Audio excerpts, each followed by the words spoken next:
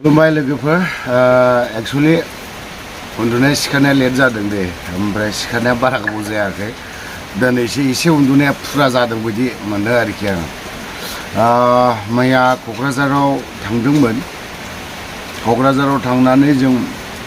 ड्राग्सनि एगेन्स्टआव दै बाथ्राया बे क'क्राझार डिस्ट्रिक्ट ओरैहाय आबाव थांनाय गहपुर थांनाय लामा थांबावबा खिन्थु धुबुरी डिस्ट्रिक्ट गोग्लैयो बे आरोखि बे जायगानिफ्राय जोङो मैया ड्राग्स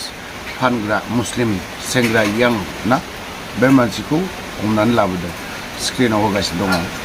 थ' बिसोरखौ हमनानै लाबोबाय जों एसपि नावबो कन्टेक्ट खालामखादोंमोन एसपि नाव कन्टेक्ट खालामनायाव बिथाङा बुंबाय मा जे नोंसोरो एड्रेसखौल' आंनो लिरनानै हरदो एड्रेसखौ लिरनानै हरबाय फुल डाटाखौनो हरजोबनानै होबाय बिनि उनाव मा जाहैबाय हमनानै लाबोखांनायनि उनाव नोंसोरखौ सोर अर्डार होदों हमनो बे आरोखि बाथ्राया नोंसोरखौ सोर अर्डार होदों खोथाया बेफोरबायदि जादों होमबा क'क्राझार बासिन्दाखौ क'क्राझारनि एसपिआनो दिनैहाय बुथारनो नागिरदों होमबा सानना नायदो रायजो राजाफ्रा क'क्राझार डिस्ट्रिक्टनि दैदेनगिरिफोर ना इएमनो एमसिएलएनो माबा माबि जानायफ्रा सोरबा इउपिपिएलआनो जा सोरबा बिपिएफआनो जा नोंथांमोननि एमसिएलएफ्रा सिन्था खालामदो आरो रासिन जों साननो गोनाङा नै दानि बिटिआरनि सिएम नोंथांनि सायाव आं बाथ्राखौ बुंगोन नोंथांनि एकर्डआ बेनोमोन नामा जों गोसो जायोबा एसपिखौ ट्रान्सफार खालामनो हायो आरो गोसो जायोबा जों लाबोनो हायो नाथाय दिनै एसपिआ दिनै मा बुंदों साननो गोनां जों बे बाथ्राखौ एसे साननो गोनां जानानै फैदों मानो होननानै बुङोबा जों मैया थांनाय हरावहाय जिहेतु सासे मुस्लिमखौ जोङो हमनानै बिनि सिगाङाव बुंदोंमोन जे सार जोङो हमनानै सारनिसिम गथायनानै होफैनोसै जागोन थिगैनो दङ जोंबो बिनि परामर्श हिसाबै जोंबो थांबाय हमहैबाय लाबोबाय दिनैहाय मा नोंसोरखौ सोर हमनो थिनदों खोथाया नै नोंसोरखौ सोर हमनो थिनदों बाथ्राया बिदि होनबा क'क्राझारनि एसपिआ दिनै बे बुस्थुखौ जाहोनो थाखाय बर' लाइमोनफोरखौ बुथारनो थाखाय ड्राग्सखौ माबा मोनसे खालामबाय थादोंना जों एसे साननो गोनां जोंनि बर'नि इन्टेलेक्सुयेलफोर आरो दैदेनगिरिफोर दल संगठनफोर नोंथांमोना एसे साननाया मोजां जोंखौ ड्राग्स हमनायखाय हयथ'बा क'क्राझारनि एसपि बिसोरो माबा मोनसे बाहागा गोमाना दङ नामा बे मोनसे साननो गोनां जानानै फैदों आरो दिनैहाय क'क्राझाराव एथ'राब हरनि क'क्राझार मेन टाउनाव हरनि एकथा दुइथा बाइक साब्रांनाय मैया जोङो हरनि एकथासोआव गथ'फोर बारा जानाय नङा 17 18 16 17 बेफोरबायदि बैसोनि गथ'फोर कलेजाव फरायफुनाय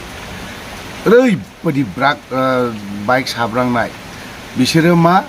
मोनसे बे बाजै हटेलनि सोनाब गालिनि दखानावहाय ज' जिरायजोबनानै दंमोन जोंबो बावहायलाय आरो माथो सासे मानसिखौ ड्राग्स लायफिननो थांनायाव बिसोरखौ ग्रोब लोगो मोनसोनानै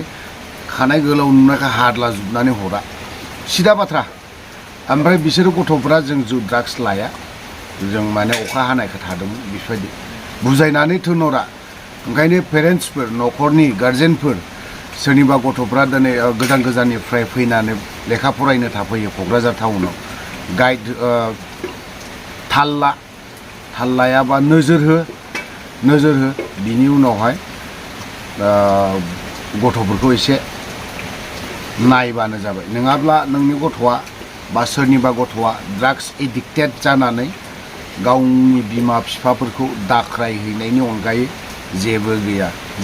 जिखियानो जादोला मोनसे बाथ्राबाव आरोबाव बेबो साननो गोनाङा जायफ्रा दिनै क'क्राझार टाउनाव रेन्ट रुमफोरखौ भारा होयो बै भारा होग्राफोरनि टटेल डकुमेन्ट्सफोरखौ लानानै भारा होनाया मोजां नङाब्ला बै जाय बिल्डिं लुनाय भारा होग्राफोर बिसोरबो गोग्लैनोबो जानांनोबो हागौ दालि ओंख्रियाखौ बेफोरबायदि नङाब्ला नोंनि न'आवनो दाखालि थांनाय हराव जों दाखालिनि हरावहाय कयेकजन आइजोफोरखौ बा सेंग्रा सिख्लाफोरखौ हमनायाव न'नि मालिकआनो सिनाया बा माबा मोनसे गैया होननानै बाथ्राखौ जों बुंनायखौ नुनो मोनो होनबा दिनै बिसोरो नों जुदि भाराथियानि मानसिनि आबाखौनो सिनायाबा माब्रै भारा हो माब्रै लाखिखो माब्रै दोनखो खोथाया बे जानानै फैदों ओंखायनो क'क्राझार टाउनाव जायफोर मालिकफोर ना बिथांमोना भारा रेन्टआव होयो बिसोरो डकुमेन्ट सारा मालाबाबो बर'आनो जा बाङालियानो जा गुबुन हारियानो जा मालाबाबो दाहोखा नङाबा गोग्लैनोबो हागौ जियालनि ओंखाम नोंनि न'आव बेखा सिदा सिदि बाथ्रा दिनै ड्राग्सआ मैया जों बांगाल सासे हमनानै मोनदों बिनि जाखिनि बाथ्रा बुंनाय बेखौ नोंथांमोना दान्दिसे नायलांबानो जाबाय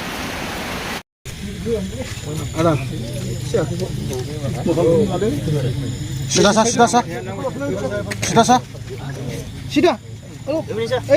লাগে আমি ফোন করছি নয়ারহাট ফোন করে কইছি ওই ভাই 11টা মাল লাগে মানে মাল কার কাছে দিল আমার কাছে আমি নিয়ে দোকানের চাবি আছে আমি বাইক ঢুকিনি দোকান খুলে আমি ডাইরেক্ট আসলাম সে চেংমারি আসলাম চেংমারি আসে সেরে ওকে সাথে দেখা হ্যাঁ আমি মাল ওকে দিলাম ওরা পয়সা দিল আমাকে দেওয়ার ফেলাইলো এই